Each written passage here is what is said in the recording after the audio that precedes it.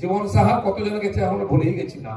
এখন তো লম্বা লিস্ট ডাকা হচ্ছে, খালি শেষে ভাইপো পিসি সবাই যাবে, ওখানে গিয়ে পার্টির মিটিং হবে, ওখান থেকে ভোটে দাঁড়াবে, ওখান থেকে ভাষণ দেবে।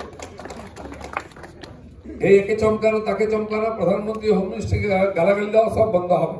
শেষ বয়সে ওই জেলের মধ্যে গিয়ে গীতা পাঠ করতে হবে, ভুলভাল গীতা পড়তে হবে, হরিনাম। আর আমি বাড়িয়ে বলছি না, লালু প্রসাদ কোথায় আছে?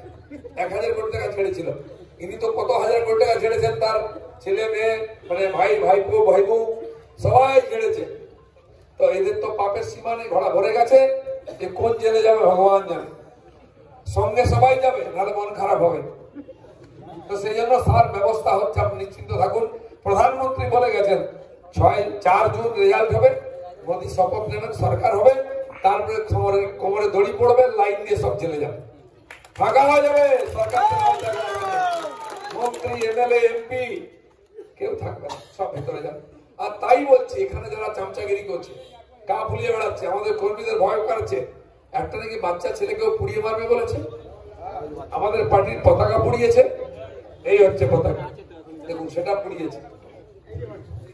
আমি বর্ধমানে চা চক্র করতে বেরিয়ে হাঁটছি, দেখি আমাদের সমস্ত পতাকা নিয়ে ঢেলে ফেলা।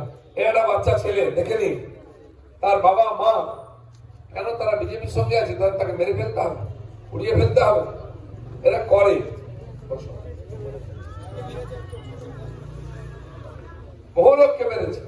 আর কি হয় দেখুন, মুসলমান ভাইরা এদের ভোট দিয়ে জিতিয়েছেন, তাদের কি অবস্থা? বাগটুইর ঘটনা জানেন, আমাদের পাশে 10 জন মহিলা এবং বাচ্চাকে জ্যান্ত দরজা বন্ধ করে কেরোসিন ঢেলে জ্বালানো হয়েছিল, মুসলমানদেরকে ছাড়া হয়েছিল। সেটা এরা হচ্ছে অসুর, এরা হচ্ছে দুর্বৃত্ত, এদের সঙ্গে কোনো ভালো ব্যবহার নেই। সবচেয়ে কঠিন সাজা, আর আমি সবচেয়ে কঠিন শব্দ বলি, আমি ঘাবড়াই না। সেটা সময় আসছে, বহু লোক যারা করে খাচ্ছে, ছেড়ে খাচ্ছে, তোলাবাড়ি খাচ্ছে, সব অনাথ হয়ে যাবে, কেউ মাথায় হাত দেওয়ার লোক থাকবে না। যেদিন কবরে দড়ি করে পড়বে, কেউ ফুল তুলবে না। পার্থ চ্যাটার্জি ফোন করেছিলেন মুখ্যমন্ত্রীকে।